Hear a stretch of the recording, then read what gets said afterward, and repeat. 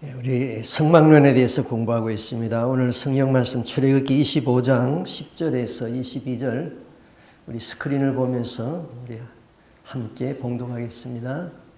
그들은 조각목으로 궤를 짜되 길이는 2규빗 반, 너비는 1규빗 반, 높이는 1규빗 반이 되게 하고 너는 순금으로 그것을 싸되 그 안팎을 싸고 위쪽 가장자리로 돌아가며 금태를 두르고 너는 금고리 넷을 부어 만들어 그 네 발에 달되 이쪽에 두 고리 저쪽에 두 고리를 달며 조각목으로 채를 만들어 금으로 싸고 그 채를 궤 양쪽 고리에 깨어서 궤를 매게 하여 채를 궤 고리에 꿰는 대로 두고 빼내지 말지며 내가 너에게 줄 증거판을 궤 속에 들지며 순금으로 속죄소를 만들되 길이는 2규빗 반, 너비는 1규빗 반이 되게 하고 금으로 그룹 둘을 속죄소 두 끝에 쳐서 만들되 한 그룹은 이 끝에 한 그룹은 저 끝에 곧 속죄소 두 끝에 속죄소와 한 덩이로 연결할지며 그룹들은 그 날개를 높이 펴서 그 날개로 속죄소를 덮으며 그 얼굴을 서로 대하여 속죄소를 향하게 하고 속죄소를 궤 위에 넣고 내가 내게 줄 증거판을 궤 속에 넣어라. 거기서 내가 너와 만나고 속죄소 위 곧 증거궤 위에 있는 두 그룹 사이에서 내가 이스라엘 자손을 위하여 너에게 명령할 모든 일을 너에게 이루리라. 아멘. 아멘. 자, 우리가 성경을 읽었습니다만은 이게 무슨 얘기인지 여러분들이 전혀 알 수가 없을 거예요. 한번 그림을 보겠습니다. 저거예요. 저기 이제 법궤라고 불리는 것인데요. 저 그림은 제가 한국에서 목회할 적에 화가를 고용해 가지고 성경을 수십 번 읽으면서 성경대로 그린다고 그린 그림이에요. 여러분이 집에 가셔서 인터넷에 들어가셔서 법궤 이렇게 딱 치면은 저런 법궤의 종류가 한 10가지 이상이 다 나오는데 그림이 다 달라요. 지금 저 법궤가 어디에 있는지 몰라요. 저 성경학자들이, 고고학자들이 저 법궤가 어디 있는가 저걸 찾기 위해서 굉장히 심혈을 기울이고 있지만은 아직도 어디에 있는지 찾지를 못하고 있어요. 그러니까 법궤를 본 사람은 없고 성경을 보고 그냥 성경에서 상상해서 다 그림을 그리는데 제가 그린 저 그림은 좀 만족하지는 못하지만은 그런대로 성경대로 그렸어요. 그래서 저 그림의 특징은 넓이가 얼마, 길이가 얼마, 높이가 얼마 이거는 성경에 딱 정해진 규칙이기 때문에 다 똑같아요. 그런데 위에 있는 천사를 그리는 데는 각자 다 다르게 그렸어요. 그래서 중요한 것은 뭐냐 하면은 천사가 날개를 높이 펴서 있었다. 그리고 그 천사의 날개가 속죄소를 덮었다. 그랬는데 저 천사가 날개를 높이 편 거는 맞는데 이 속죄소를 덮었다. 거기는 좀 미치지 못한 것 같아요. 잘못 그린 것 같아요. 그리고 천사가 얼굴을 서로 마주보고 법궤를 바라보고 있었다. 이제 이 의미만 알면은 되는 것입니다. 그리고 저 법궤 안에다가 그 십계명을 넣어라. 그것이 이제 오늘 성경의 내용인 것입니다. 우리가 지금까지 배운 것에 대해서 조금 복습을 하겠습니다. 저것이 이제 지금부터 3,500년 전에 하나님께서 모세를 통하여서 이런 성막을 만들라 그랬죠. 그래서 이제 성막의 문은 하나다. 저 문은 동쪽에 있다. 그래서 저 성막은 예수 그리스도를 상징한 것인데 누구든지 예수로 말미암아 천국에 들어가지 예수 외에 다른 문으로 들어갈 수가 없다. 예수가 우리의 구원의 유일한 문이시다. 성막의 문에 대해서 공부했습니다. 성막문으로 들어가게 되면은 그 다음 번제단을 만나요. 저 번제단에서는 구약시대에 짐승을, 양을 희생시켜서 피를 흘려서 불에 태워서 하나님 앞에 드린 것이었어요. 그럼 저 번제단은 신약에서 예수님을 상징한 거예요. 예수님이 십자가에서 우리의 죄를 담당하고 피 흘려서 죽으셨다. 그거예요. 그 다음에는 이제 성소에 들어가기 전에 물두멍이 있는데, 물두멍에서 성소에 들어가기 전에 너의 손과 발을 씻고 난 다음에 성소에 들어가라. 그렇지 아니하고 손을 씻지 아니하고 발을 씻지 않고 들어가면은 너는 죽는다 그랬어요. 이건 무엇입니까? 십자가에서 우리가 예수 그리스도의 피 흘림을 통하여서 죄 사함을 다 받고 중생했을지라도 성소는 천국의 상징인데 천국에 들어가기 전에 네가 그 안에 또 많은 죄를 짓는데 그 죄를 해결해야지. 그 죄 해결하지 아니하고 너는 천국에 갈 수 없다. 그냥 교회만 나온다고 천국 가는 것 아니에요. 교회 나와서 날마다 죄를 회개하고 지금까지 살아오면서 지은 죄 다 씻고 해결돼야지. 그리고 마지막 죽음 앞에서 회개가 다 이루어지고 천국에 들어갈 수 있다. 이거예요. 예. 그 다음에요. 이제 성소에 들어왔어요. 성소 들어오면은 성소는 천국의 상징이에요. 그 성소에는 저기 떡상이 있고 그 다음 금등대가 있고 그 다음 분향단이 있다 그랬어요. 그러면은 떡상은 하나님의 말씀이에요. 그 다음에 저 금등대는 하나님 앞에 드리는 기도예요. 그 다음에 분향단은 기도예요. 그 다음에 금등대는 성령의 역사예요. 우리가 천국에 들어가야서 살아야 할 성도들은 하나님의 말씀을 반드시 읽고 그 말씀을 이해해야 되고 그 다음에 하나님 앞에 날마다 기도해야 되는데 그 기도는 성령의 조명으로 성령의 인도함으로 기도하고 성령의 인도함으로 성경을 깨닫고 그런 삶을 살아내야 된다. 그런 삶을 살아내지 못하면 안 됩니다. 그래서 뭐라고 그랬습니까? 우리가 기도를 하지 아니하는 사람은 성경을 읽지 아니하는 사람은 자기 생각이 하나님의 뜻으로 알고 기도를 하지 아니하는 사람은 자기의 행위가 옳은 줄 알고 있어요.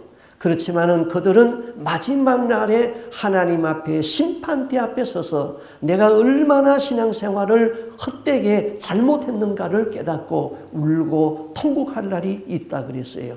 그래서 우리는 날마다 성경을 읽고 날마다 기도하면서 그런 삶을 살아내야지 천국 들어갈 수 있는 백성이다. 여러분 천국 들어가는 거 쉽지 않아요. 어떻게 생각하면 가장 쉬워요. 예수 그리스도를 믿고 제사함 받으면 천국 들어간다. 그거에 다예요. 그런데 실제로 들어가면은 하나님이 말씀한 성경대로 말씀한 그 삶을 살아내야지 천국에 들어간다. 교회만 왔다 갔다 한다고 천국 가는 거 절대로 아니에요. 예수 안 믿다가 마지막 죽어서 지옥에 간다. 당연한 거예요. 뭐 억울할 것도 없어요. 예수 안 믿었기 때문에. 그러나 우리가 예수는 믿었는데 교회는 나왔는데 마지막에 내가 죽음 앞에서 깨보니까 천국에 들어가지 못하고 지옥에 떨어졌더라. 그러면은 통탄할 거예요. 내가 어떻게 예수를 믿었기 때문에 이렇게 예수 믿고도 지옥에 떨어졌느냐. 우리는 늘마다 각성을 해야 돼요. 그 다음에 이제 오늘 배울 말씀은 지성소예요. 지성소에는 아까 읽은 그 법궤가 있어요. 저 법궤가 있어요. 그럼 저것이 의미하는 것이 뭔가? 하나님은 그 지성소에서 내가 너를 만나 주겠다. 하나님의 음성을 들을 수 있고 하나님을 만날 수 있는 곳이 저기가 지성소다 이 말인 것입니다. 자, 지성소에는 그 대속죄일에 1년에 한 번 있는데 대제사장이 백성을 대신해서 저 지성소에 들어가서 하나님을 만났습니다. 이스라엘 사람들은 이렇게 생각했습니다. 세계의 중심은 이스라엘이다. 맞아요. 예. 그 다음에 이스라엘의 중심은 예루살렘이다. 예루살렘의 중심은 성전이다. 성전의 중심은 저 법궤가 있는 지성소이다. 자, 오늘은 이 성전의 중심이 되는 이 지성소에 대하여서 말씀을 드리려고 합니다. 자, 지성소, 홀리 오브 더 홀리리스, 아주 거룩한 곳의 장소다 이 말이죠.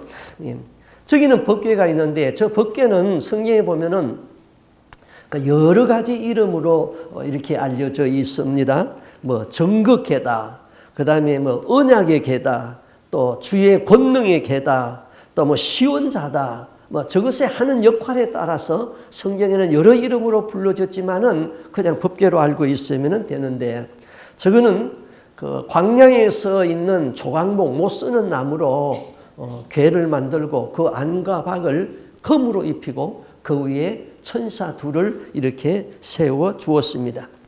그럼 이 법궤의 재료는 그 이스라엘이 그 광야에서 저걸 만들었거든요. 그 광야에는 그 백향목과 같이 좋은 나무가 없어요. 그래서 저거는 시띠나무라고 그랬는데 가시나무의 일종인 것입니다. 그래서 이거는 화목으로밖에 쓸 수 없는 그런 나무예요. 그런데 저 시띠나무는 상처를 받으면은 거기서 진액이 흘러나옵니다. 그 나무의 진액은 아라비아 사람들의 약품이 되었습니다. 또 저 나무는 단단하기 때문에 벌레가 먹지를 아니하고 썩지 아니하는 나무였습니다. 그래서 성경에는 그것을 그 아카시아 나무라, 아카시아 우드로 이렇게 번역하기도 하고, 또 다른 성경에는 썩지 않는 나무, incorruptible wood 그렇게 번역을 하기도 했습니다. 그럼 저거는 무엇을 의미하는가? 예수님을 의미하는 거예요. 예수님의 그 인성은, 이 세상에 오신 예수님의 인성은 그 고난을 받으셨어요. 그리고 거기서 흘러나오는 진액은 예수 그리스도의 보혈을 상징했습니다. 시띠나무를 다듬어 가지고 그 다음에 궤를 만들고 거기에 안과 박을 금으로 다 입히게 했습니다. 그것은 예수 그리스도의 불변성과 신성을 의미했습니다. 자, 이사야는 그 예수님이 오시기 전에 750년 전 사람이죠. 700년 전 사람이에요. 그런데 이사야는 그 예수님에 대하여서 앞으로 이분이 이렇게 올 것이다, 이렇게 예언을 했어요. 이사야 53장 2절인데요. 그는, 예수님이에요, 주님 앞에서, 하나님 앞에서 자라나기를 연한 순 같고 마른 땅에서 나온 줄기 같아서 모양도 없고 풍채도 없은즉 우리의 보기에 흠모할 만한 아름다운 것이 없도다. 그렇게 예언했어요. 바로 그렇습니다. 이 사람들은 그 예수님의 얼굴을 본 사람이 없으니까 그 화가들이 예수님의 얼굴을 자꾸 미남자로 그리는데 예수님의 얼굴이 미남이 아니에요. 여기 이사야서에 보면은 그는 풍채도 없고 우리의 보기에 흠모할 만한 아름다운 것이 없고 빈약하기 그지없다. 마른 땅에서 나온 줄기와 같이 빈약했다 그랬습니다. 제가 이 성경을 읽으면서 위로를 받는 것은 내가 풍채가 없고 내가 빈약해도 예수님도 그랬으니까 내가 위로를 받거든요. 예. 자, 여하튼 그럼 이 법궤라는 것은 하나님의 임재의 상징이거든요. 저기에 하나님이 임재하셨다. 그러면은 이 법궤는 곧 예수님이고 예수님이 곧 성전이다. 자, 오늘 성전론에 대해서 조금 더 배워야 되겠어요. 요한복음을 공부할 적에 성전론에 대해서 우리가 다 공부했습니다마는 우리 교회에 다니는 사람들 중에서 가장 성경에서 유배되게, 성경은 그렇게 말하는데 잘못된 믿음을 가지고 있는 것이 바로 성전론이에요. 이 성전론 우리가 바로 배워야 되는 것이에요. 이 성전론을 잘못 배우면은 우리가 교회 다니면서 우상 섬기고 있는 거예요. 이거 잘 기억해야 돼요. 유대인들은 그 여호와의 절기라고 부르는 유월절과 오순절과 초막절이 되려면은 예루살렘에 있는 저 성전에 다 다 올라갔습니다. 거기 가서 예배를 드렸어요. 또 외국에 나가 있는 유대인들도 그때가 되면은 다 예루살렘에 와서 하나님 앞에 예배를 드렸습니다. 예수님도 3년 동안 세상에 있으면서 절기 때가 되면은 꼭 예루살렘에 올라가셨습니다. 그런데 예수님이 저 절기 때에 예루살렘 성전에 올라가니까 그 성전에서는 장사하는 사람들이 많았어요. 제사에 쓸 수 있는 양을 팔고 다음에 헌금 하나님 앞에 헌금하기 위해서 그 나라 돈으로 환전을 하고 뭐 성전에 그냥 장사하는 사람이 많았어요. 그때 예수님은 노끈을 만들어 가지고 채찍을 만들어 가지고 그 성전에 있는 양이나 소나 다 쫓아내 버렸죠. 그리고 돈 바꾸는 사람들의 상을 둘러 엎어 버렸어요. 그리고는 비둘기 파는 사람들 이거 다 가지고 나가라. 성전 청결을 했다 이 말입니다. 그 성전 본연의 임무는 하나님 앞에 예배를 드리고 하나님 앞에 기도하는 집인데 너희들은 이 성전을 장사하는 장소로 만들었다. 너희들은 여기서 성도들의 돈을 강제로 빼앗아 버리는 강도의 소굴을 만들었다. 그러면서 성전을 청결했어요. 그 왜 성전이 이렇게 되었는가? 그건 여러분이 다 배워서 알죠. 이게 자꾸 변질되어 가다 보니까 이제 이렇게 되어버렸어요. 근데 예수님이 이렇게 성전을 청결하니까 그 성전을 관리하는 제사장들이 있었단 말입니다. 그 제사장들이 나와가지고는 예수님이 하는 일은 옳았어요. 그렇지만은 이 성전 관리는 내가 하는데 어디서 시골에서 뭐 청년이 하나 올라오더니 막 성전에서 양무리를 쫓아내고 성전을 청결하게 했어요. 그래서 머쓱해진 제사장이 이렇게 물었어요. 마태복음 21장 23절에 보면은 제사장들과 백성의 장로들이 나와서 가로되 네가 무슨 권세로 이런 일을 하느냐? 또 누가 이런 권세를 주었느냐? 이 말이 무엇입니까? 제사장이 볼 적에는 어처구니 없는 일이에요. 이거는 우리가 관리하는데 네가 왜 여기 와가지고 이런 짓을 하느냐? 예를 들면은 우리 집에서 마당에서 장사를 하고 있어요. 물건을 팔고 있어요. 그런데 이웃집 아저씨가 오더니 장사하는 거를 막 둘러 엎어치고는 다 쫓아내버렸어요. 왜 여기서 장사하느냐고. 그게 말이나 돼요? 말도 안 되는 얘기죠. 그런데 더 웃기는 일이 벌어졌단 말이에요. 이 성전의 주인은 누구예요? 예수님이거든요. 그럼 성전 주인이 왔는데 성전을 관리하는 제사장이 자기가 지금 주인 행세를 하고 있는 것이에요. 제사장은 나사렛 예수라는 시골에서 올라온 청년으로만 알고 있었지 그분이 하나님이 보내신 성전의 주인이라는 것을 몰랐다는 데에 문제가 있는 것이죠. 제사장들은 예수에게 그래서 이런 표적을 보이라고 그러잖아요. 요한복음 2장 18절에 이렇게 말했어요. 네가 지금 이런 일을 했으니 네가 이런 일을 행하는 표적을 우리한테 보여라. 그러니까 예수님이 이렇게 말합니다. 너희가 이 성전을 헐어버리라. 그러면 내가 3일 동안에 일으키리라. 이 성전은 지금 46년 동안 지은 성전이에요. 어마어마한 성전이에요. 헤롯 왕이 돈이 있으면 유대인들의 환심을 사기 위해서 성전을 짓고 돈이 없으면 중단되고 해가지고 46년 동안 꾸준히 지어온 성전이에요.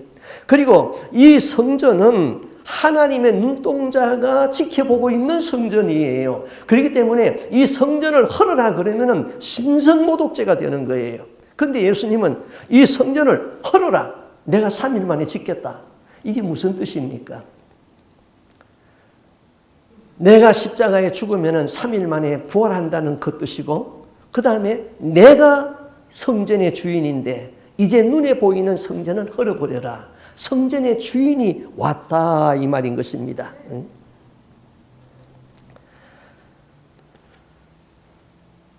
그래서 요한복음 2장 21절에는 그렇게 말하죠.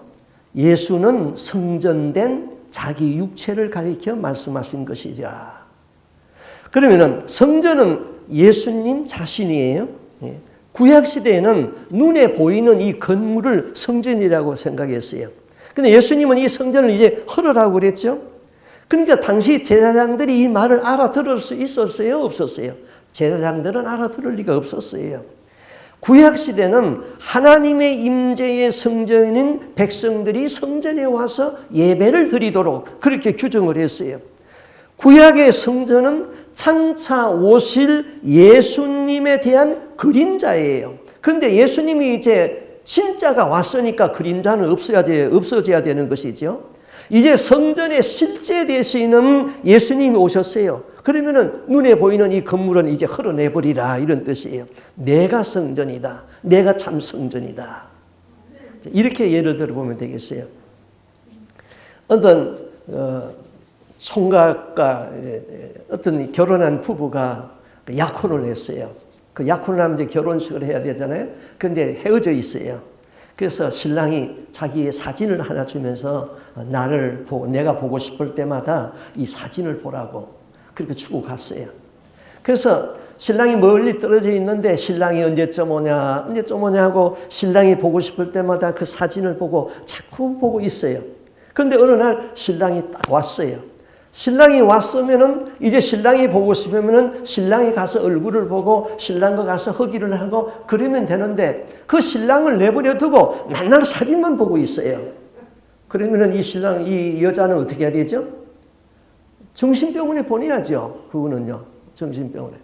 그러니까 예수님이 지금 오시기 전에는 이것이 내가 너희들에게 임할 성전의 모습이다. 내가 여기서 만나주겠다. 여기서 예배드리라. 그렇게 자꾸 하다가 진짜 이제 내가 성전이다 하고 오셨어요. 왔는데도 자꾸 그 성전을만 킵하고 있는 거예요. 예수님은 자꾸 내버려지고 성전을 헐어라 이것이죠. 자, 오늘날 우리가 예배드리는 이 예배당이 성전입니까? 예배당입니까? 이게 잘못 알고 있는 게 여러분이 참 많아요. 이걸 자꾸 성전이라고 생각하는 거예요. 이 집은 예배를 드리는 건물, 집당이에요. 예배당이 맞은 거예요. 그런데 우리는 이것을 교회라고 그러죠. 그러면서 성전이라고 자꾸 생각해요. 그러므로 오늘날 교회를 크게 건축하면은 하나님이 복 주신다고 잘못 가르치고 있는 거예요. 예수님은 이 성전을 헐어버리라고 했는데 우리는 자꾸 크게 지으려고 그러는 거예요. 우리 성전의 주인 되시는 예수님을 마음에 모셔야 되는데 예수님은 마음에 모시지 아니하고 자꾸 이 건물이 성전이라 하면서 건물을 크게 지으려고 그러거든요. 그럼 우리 교회 역사를 한번 살펴보면은 그 로마 캐토릭 교회에서 그 성 베드로 성전을 크게 지었어요. 짓는데 돈이 모자랐어요. 그러니까 어떻게 합니까? 속죄권을 팔았거든요. 그 디체리라는 사람이 그 독일에 가가지고 이제 로마의 교황의 허락을 받아가지고 속죄권을 팔았어요. 그래서 여러분 이 속죄권을 사세요.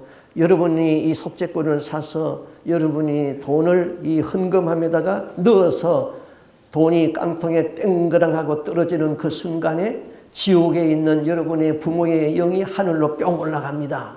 그렇게 속죄권을 팔으니까 많은 사람들이 자기 부모가 지금 연옥에 가 있는데 지옥에 갔다고 생각하는데 천국에 간다니까 얼마나 좋아요. 그래가지고는 속죄권을 팔았어요. 그러니까 루터가 종교개 얘기한 게 뭡니까? 이건 아닌데, 이건 성경에 그런 게 없는데, 이건 완전히 사기인데, 그래서 루터가 종교개혁을 일으킨 것 아닙니까? 그런데 오늘날도 또 마찬가지예요.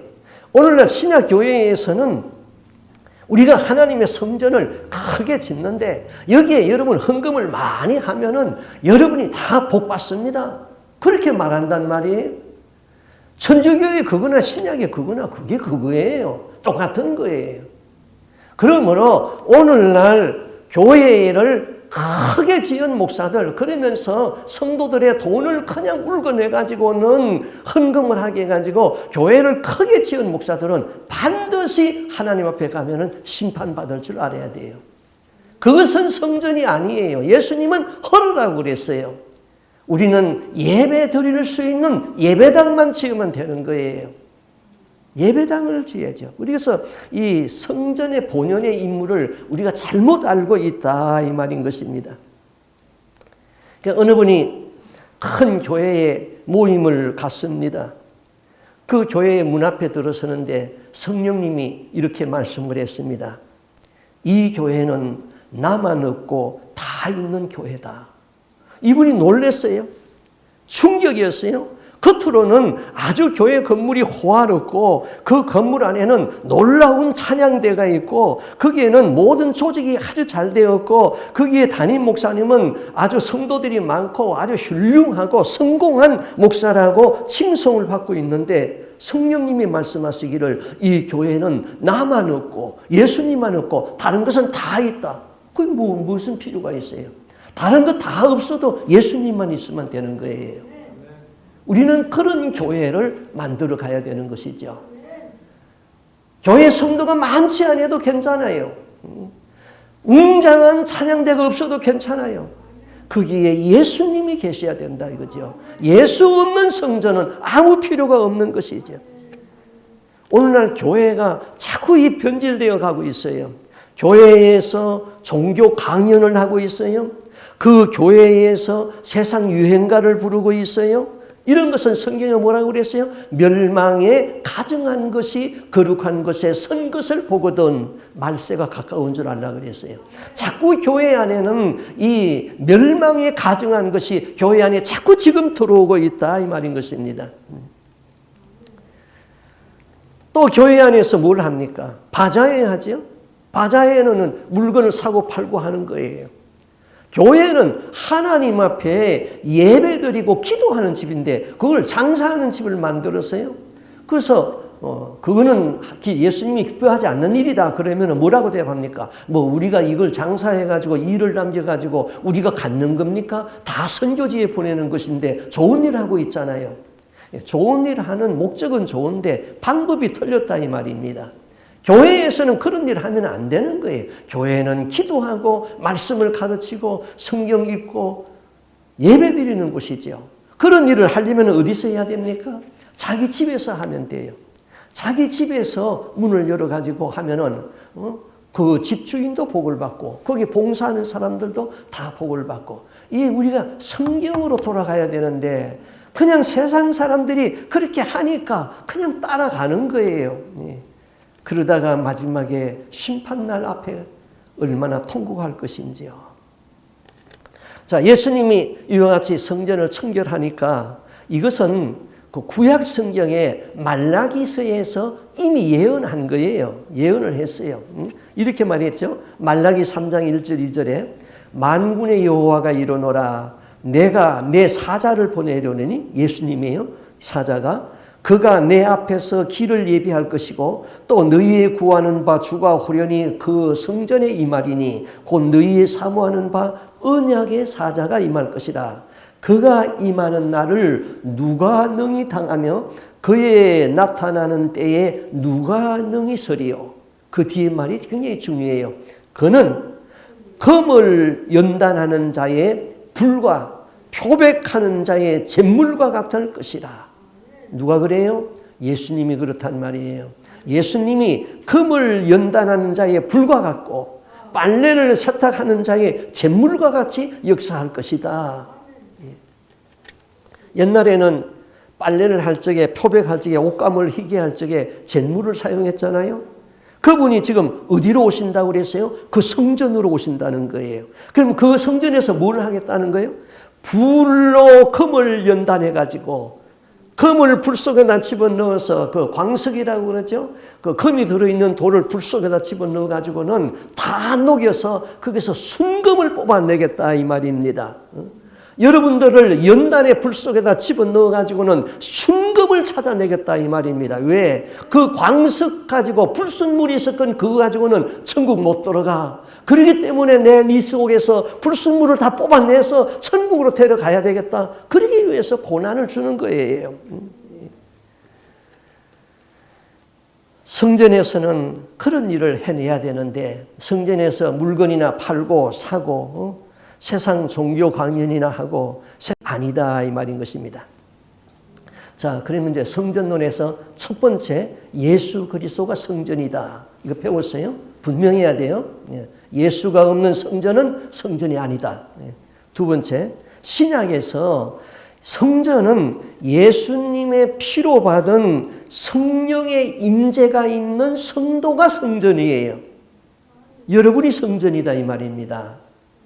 자, 내가 성경을 읽어줄게요. 우리 같이 한번 읽어보겠어요. 고린도전서 3장 16절 17절 말씀인데 같이 한번 읽겠습니다. 시작.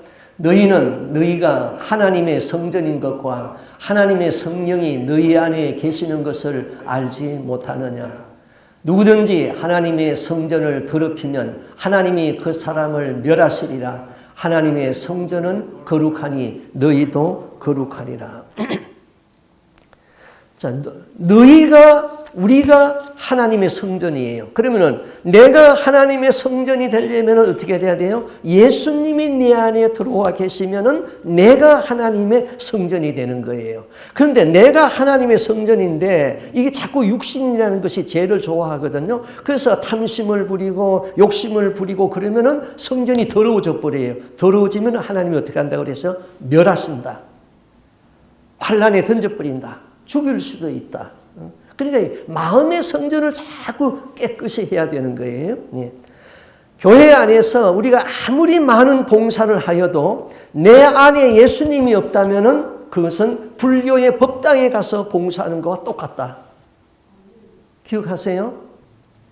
교회 안에서 아무리 많은 봉사를 해도 내 안에 성령이 없으면은 내 안에 예수님이 없이요 그냥 교회에 와서 봉사하면은 복을 준다고 봉사하는 것은 법당에 가서 봉사하는 것과 똑같다 이 말이에요. 자, 우리 조금 어렵지만은 이 정도는 우리가 좀 알아야 돼요. 교회라는 것의 원문의 뜻이 뭘까요? 원문의 교회, 에클레시아 그래서 에클레시아.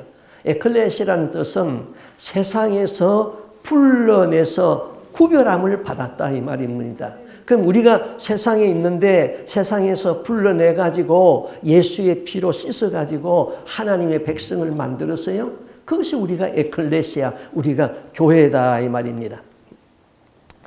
그래서 저는 원칙적으로는 성경적으로는 우리가 이 교회를 부를 적에 예배당 그렇게 불러야 되는데 자꾸 교회 이렇게 부르니까 이 원문하고 자꾸 혼돈이 돼버렸어요. 우리가 교회인데 이 건물이 자꾸 교회인 줄 알아요. 건물은 예배당이에요. 예배드리는 집이에요. 교회는 예수님이 계신 곳, 성령이 내 안에 들어와서 계신 내가 바로 교회다 이 말인 것입니다. 자, 우리 성도는 광야의 조각목 같은 인생이에요. 그래서 아까 저 법궤를 만들 적에 광야에 못 쓰는 조각나무, 화목으로밖에 쓸 수 없는 조각막을 깎아가지고 그것을 궤로 만들고 거기다가 안과 박을 금으로 입혔다 이랬다고 그랬죠. 그럼 우리 성도들은 구원받기 전에는 광야에 버려진 조각목 같은 인생이에요. 그런데 하나님에 의하여서 택정함을 받았어요. 예수의 피로 재씻음을 받았어요. 그리고 정금 같은 믿음으로 안과 박을 다 검으로 쌌어요. 의의 옷을 입혔어요. 거기에 성령이 임재했어요. 그러니까 거룩한 성전이 된 거예요. 내 안에 성전이 이루어진 성도는 그리스도와 연합이 되어져 가지고는 그리스도와 하나가 되고 그 다음에 거룩한 천국 백성으로 살다가 마지막 하나님의 나라의 천국에 입성하는 겁니다. 기억하셔야 돼요. 제가 30살에 목사 안수를 받았어요. 그리고 제일 처음 부임한 교회가 서울 강남에 있는 그저 한 조그마한 교회에 제가 개척 교회에 그 친구가 하던 교회인데 도무지 힘들어서 못하겠다고 저한테 임기하고 그냥 갔어요. 그래서 제가 그 교회에 부임했어요.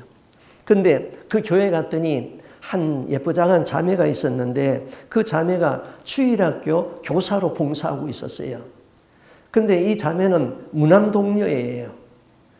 근데 그 부모님이 그 딸 하나 놓고 애지중지 키우고 있는데 그 바로 교회 위에서 그 책방 장사를 하고 있었어요. 그래서 그 이제 부모님과 제가 얘기를 많이 했는데 이 딸아이가 고등학교 1학년 때 학교를 갔다가 돌아오는데 이 나쁜 친구들한 남자친구들한테 붙들렸어요.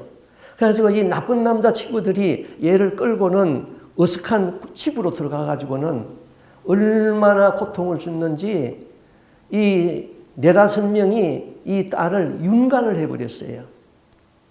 그래가지고 밤늦게 집에 왔어요. 이 딸이 얼마나 충격을 받았겠어요? 그래가지고 학교도 그만 못 가고 중퇴해버렸어요. 세월은 오래 지났는데 그 마음의 충격이 너무너무 상처가 커가지고는 말을 안 하는 거예요. 교회에 와서 봉사는 하는데 말을 안 해요. 아주 그냥 마음이 너무 괴로운 거예요. 그런데 뭐 집이 가깝기 때문에 새벽 기도회에 늘 나왔어요. 그 어느 날 새벽 기도를 하고 이제 기도를 하는데 제가 이제 강대상 위에서 기도를 하고 그 자매는 저 밑에서 이제 기도를 하는데 성령의 음성이 나한테 자꾸 왔어요. 가서 그 딸에게 기도를 해주라 하는 그런 감동이 자꾸 왔어요. 그래서 내가 기도를 중단하고 그 딸 열심히 기도하는 그 딸한테 가서 그랬어요. 자매님, 제가 기도할게요. 그랬더니 자기 기도를 딱 중단하더라고요. 그러더니 무릎을 딱 꿇고 앉아요. 그래서 제가 머리에 손을 얹고 기도를 했어요. 기도를 하는 중에 내 입에서 내 의지가 아닌 성령의 역사로 인해서 그 딸한테 하나님의 말씀이 갔어요. 사랑하는 딸아, 너는 광야의 조각목 같은 인생이지만은 내가 너를 택하였고 내가 너를 다듬어서 법궤와 같이 만들고 그 안과 밖을 점검으로 입히리라. 내가 말씀의 종으로 너를 사용하리라. 나도 모르게 이런 말이 떨어져 나갔어요. 그 순간에 그 자매가 왕 하고 막 울음이 터져버렸어요. 그날 아침 그는 깊은 통곡을 했어요. 성령은 통곡하는 그 자매에게 바람처럼 확 지나가면서 가슴을 아주 시원하게 해버렸어요. 그때 그 마음의 상처가 다 씻어져 버렸어요. 그녀가 고등학교 1학년 때 당했던 그 끔찍한 악몽이 먼 어린 시절의 일처럼 기억이 희미해져 버렸어요. 그리고는 결혼 정년기가 되었는데 어느 신학대학의 졸업반인 전도사가 그녀에게 결혼 청혼을 했어요. 그래서 결혼을 해가지고 목사의 사모가 되었어요. 목사의 사모가 돼가지고 교회에서 말씀 사역자로 잘 봉사하고 있었습니다. 우리는 광야의 조각목 같은 인생이에요. 버려진 인생이에요. 그러나 예수님의 손에서 택정함을 받아서 하나님의 성전으로 써가지고 우리를 천국에 데려가려고 하려는 그 하나님의 사랑을 우리가 알아야 되는 것이죠. 우리 마음속에 있는 쓴뿌리 감정은 이것을 해결하기 위해서는 상담학이라는 과목이 있어요. 다소 도움이 되기는 하지만은 근본적 치료는 불가능합니다. 또 쓴뿌리 감정을 치료하기 위해서는 뉴에이지에서는 명상을 하라고 그럽니다. 불교에서는 묵주를 돌리면서 번뇌를 체념으로 끊으라고 합니다. 쓴뿌리 감정은 그런 것들로 해결이 안 돼요. 지성소에 들어와서 예배를 통하여서 하나님과의 만남으로 치유되는 것입니다. 하나님을 만나는 사람은 인생의 모든 문제가 다 해결돼 버리는 것입니다. 그 다음에 이 법궤 안에다가 뭘 넣으라고 하냐면은 십계명을 넣으라고 그랬어요. 2 돌판을 크게 넣어라. 자, 모세가 40일 동안 호렙산에서 기도하면서 그 하나님으로부터 2 돌판을 받았죠. 그 돌판은 십계명은 영원히 변할 수 없는 10가지의 계명이 거기에 기록되어 있습니다. 이 계명은 하나님의 백성들이 지켜야 할 행동 강령이었습니다. 천국 백성들이 지켜야 할 진리의 규범이었습니다. 그런데 이스라엘 백성들은 모세가 40일 동안 보이지 아니하니까 모세가 죽은 줄 알고 금송아지를 만들었잖아요. 금송아지를 만들고 우상을 섬겼습니다. 모세가 산에서 내려오다가 그 모습을 보고는 하나님으로부터 받은 2 돌판을 깨버렸습니다. 그리고는 그 금송아지를 섬기는 그 백성이 그날에 3,000명이 하나님 앞에서 죽었습니다. 하나님은 모세에게 네가 깨버린 2 돌판을 이제는 네가 만들어서 가져오라 그랬죠. 그래서 다시 가지고 올라갔더니 하나님이 거기다가 십계명을 또 기록해 주었어요. 하나님의 이 법궤 안에 2 돌판을 넣고 그 다음에 광야에서 먹던 만나를 그 앞에 두고 광야에서 있던 그 아론의 쌍난 지팡이를 거기에 두라 그랬습니다. 이것은 만나를 불평하면서 고기를 요구하다가 심판받은 일과 하나님의 권위에 도전하던 그 고라 일당이 땅속으로 매몰되는 이 사건과 금송아지를 섬긴 죄의 악으로 말미암아 언약의 율법을 깨트린 이 범죄가 그것을 볼 적마다 생각나게 되는 것이죠. 그러면 다 죽는 거예요. 그런데 그 법궤에는 속죄소가 있어요.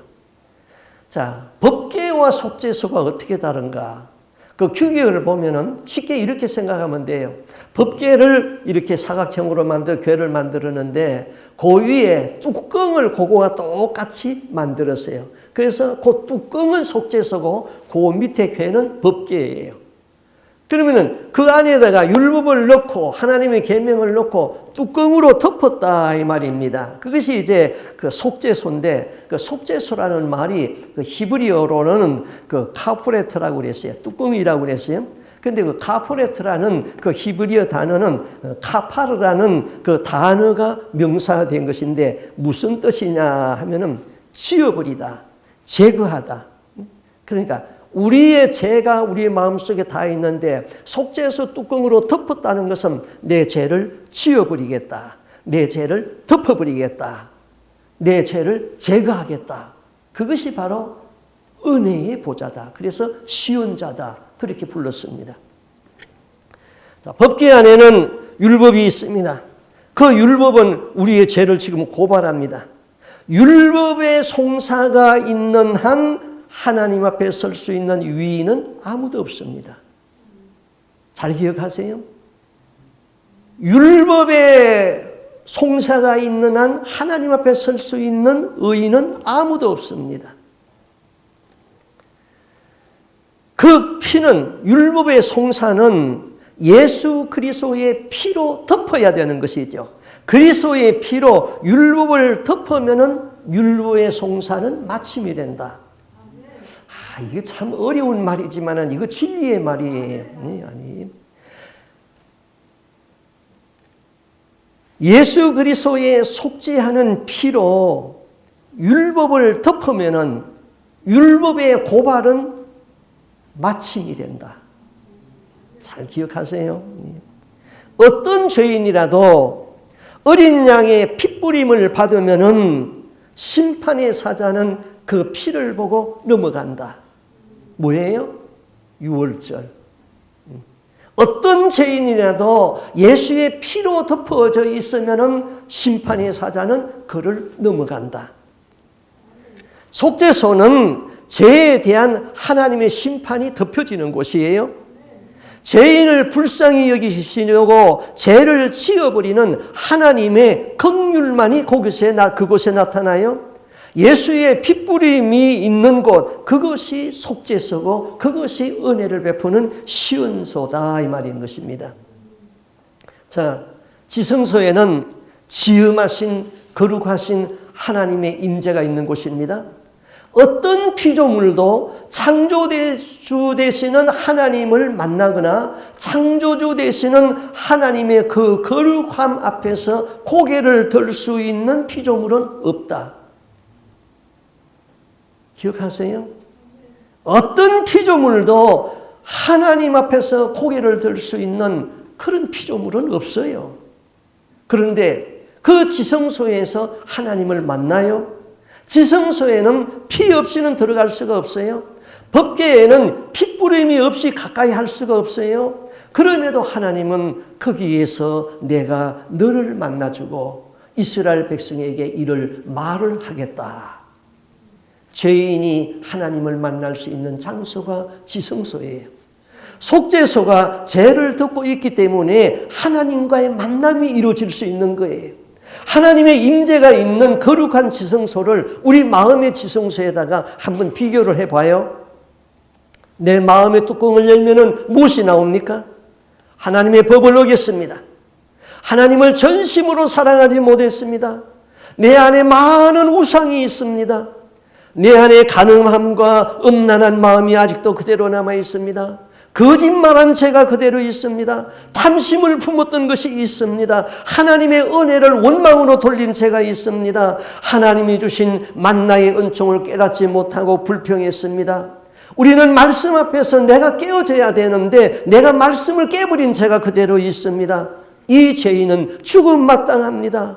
다 죽어서 지옥의 심판을 받아야 됩니다. 그럼에도 불구하고 하나님이 우리의 죄를 예수 그리스도의 피로 다 덮어버리고 내가 너희의 죄를 보지 않겠다. 내가 너희의 죄를 제거하겠다. 그리고 내가 너희를 내 나라로 인도하겠다. 그것이 바로 하나님과 만남의 은총이고 속죄소의 은혜인 것입니다. 너희들이 그 흠악하고 악독한 죄를 지었는데 내가 예수의 피로 듣고 보지 아니하겠다. 너희를 위하여서 십자가에 흘린 그 피로 너희 죄를 덮는다. 그리고 내가 너희를 만나준다. 내 나라로 너희를 인도하마. 이 구속의 은총인 주님을 감사하시기 바랍니다. 그 다음에 이 지성소에는요, 1년에 한 번씩 대제사장이 거기 들어가가지고 하나님을 만났어요. 만났는데, 레위기 16장 4절, 15절에 보면은 반드시 황소의 피를 가지고 들어가가지고 거기서 7번을 뿌렸어요. 그러면 우리가 생각하기를 피를 뿌리면은 그 속죄소가 완전히 시뻘겋게 그냥 그렇게 되지 않겠느냐 그렇게 생각하는데 그게 아니고 핏방울을 그냥 방울로 탁 튕기는 겁니다. 그냥 피 한 방울 딱 떨어지는 거예요. 그거 7번이니까 1년 지나면은 그 피는 다 없어져 버리는 것이에요. 그래서 대제사장은 자기 죄를 위하여서 피를 뿌리고 또 이스라엘 모든 백성의 죄를 위하여서 피를 뿌렸습니다. 그때의 그 피는 바로 예수 그리스도의 보혈을 의미하는 것입니다. 그리고 7번을 뿌렸다는 것은 완전수를 의미하는 것이죠. 장차 나타날 그리스도의 십자가의 완전한 대속을 의미하는 것입니다. 그래서 히브리서 9장 11절에 이렇게 말했어요. 잘 들어보세요. 염소와 송아지의 피로 아니고 오직 자기 피로 영원한 속죄를 이루사 단번에 성소에 들어가게 하셨다. 예수님의 피 때문에 우리가 천국에 들어갑니다. 또 히브리서 4장 16절에 그러므로 우리가 긍휼하심을 받고 때를 따라 돕는 은혜를 위하여 은혜의 보좌 앞에 담대히 나아갈지니라. 이스라엘 백성의 교리문답 중에 이런 문답이 있습니다. 일 중에 제일 중요한 일은 무엇입니까? 일 중에 제일 중요한 일은 제사함 받는 일이다. 마찬가지예요. 우리도 마찬가지예요.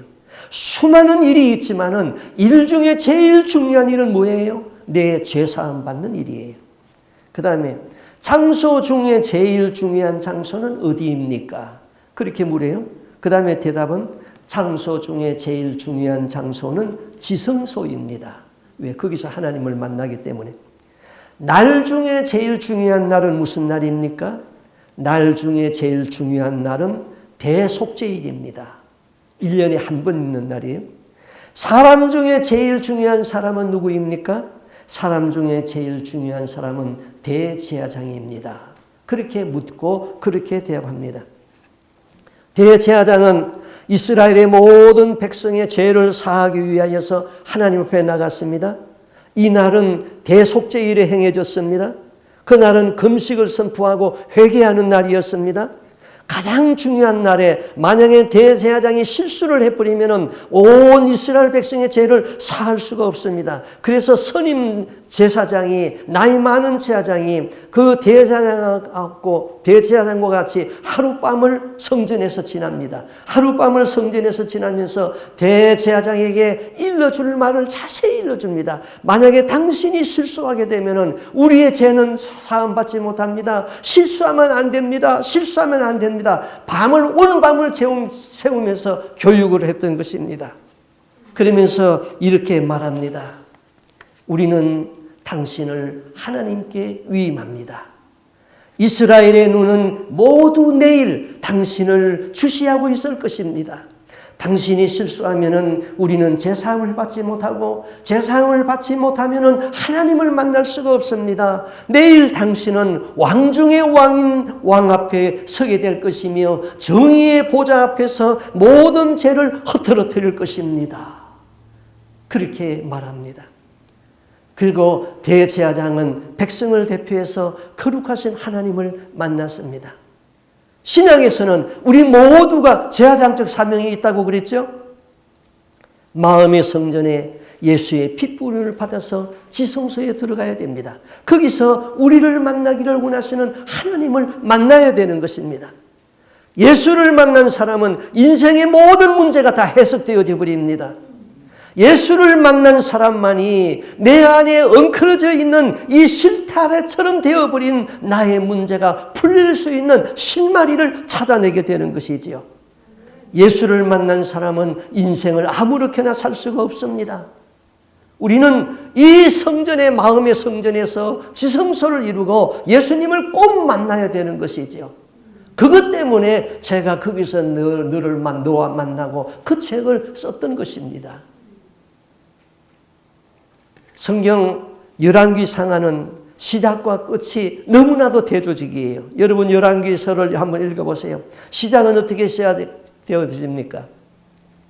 다윗이 세운 광대한 나라에서 솔로몬이 왕위를 계승하고 찬란한 성전을 짓고 막강한 군사력과 경제력을 바탕으로 광활한 영토를 장악해가지고 최고의 영광을 누리는 것으로 시작됩니다. 그런데 끝은 어떻게 됩니까? 왕이 사로잡혀가지고 두 눈은 뽑히고 백성들과 함께 포로로 끌려가서 비참하고 그 성전은 완전히 파괴되고 무너져 버리는 그런 나라. 100년도 안 되어가지고 남쪽 유다와 북쪽 이스라엘로 분열이 돼버리고 400년이 안 되어서 완전히 두 나라가 망해져 버리는 것으로 끝나는 것이 열왕기 상하인 것입니다. 왜 그렇게 됐습니까? 이스라엘의 모든 열왕들 중에 하나님을 만났던 왕들, 솔로몬과 다윗과 솔로몬과 히스기야 같은 왕들은 하나님을 만났습니다. 하나님을 만났기 때문에 하나님의 음성을 들었기 때문에 하나님을 경외하였기 때문에 그들이 다스리는 나라는 부강해졌습니다. 그런데 대부분의 다른 악한 왕들은 하나님을 만남이 없었기 때문에 마음에 우상이 많았었고 우상에 깊이 빠졌습니다. 하나님의 진노를 받았습니다. 그렇다면 우리 인생도 마찬가지입니다. 내가 하나님을 만나면 내 인생은 영광스러움이 될 것이고 내게서 하나님이 없다면 하나님을 만나는 것이 없다면 우상 숭배의 죄에 빠질 것이고 우리는 도탄의 나락에 빠지고 말 것입니다. 우리 인생에서 하나님 만나야 됩니다. 하나님을 만나면 왜 내가 살아야 하는지 그리고 어떻게 살아야 하는지 인생이 해석되어지기 시작합니다. 인생이 해석되어진 사람은 사명의 줄을 잡게 되어 있는 것이지요. 사명에 사는 사람은 삶 자체가 능력이 되는 것입니다.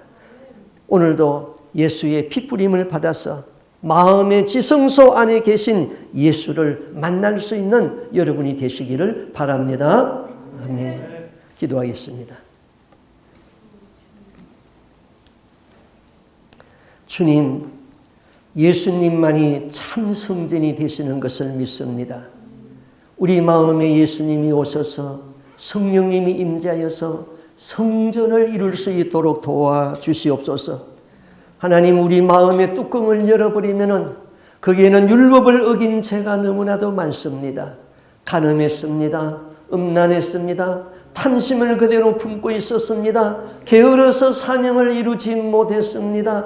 너무너무 많은 죄들이 그대로 있습니다. 이 죄를 가지고는 이거를 해결하지 아니하고는 천국에 들어갈 수가 없습니다. 이 시간 예수 그리스도의 핏부림을 받아서 이 모든 죄가 덮이게 하여 주옵시고 이 모든 죄가 사함을 받게 해 주시옵시고 내 마음의 성전이 이루어져서 거룩한 성소가 이루어져서 하나님 앞에 나갈 수 있기를 바랍니다. 그리고 날마다 하나님과의 만남이 있기를 원합니다. 하나님과의 만나면 내 인생이 해석되어지고 하나님과 만나면 내 인생의 모든 문제가 다 풀어지는데 하나님 그 일이 우선인데 그것을 뒤로 묻히고 우리는 만날 세상 것만 쫓고 있습니다. 우리로 하여금 진리를 추구하게 하여 주옵소서. 우리 가슴에 성령을 모시게 하여 주옵소서. 성전을 이루게 하여 주시옵소서. 그래서 하나님만 모시고 사명에 사는 저희들이 될 수 있고 나날의 삶이 기쁨이고 나날의 삶이 보람이 될 수 있도록 임재하여 주시옵소서. 존귀하신 예수님 이름으로 기도하옵나이다. 아멘.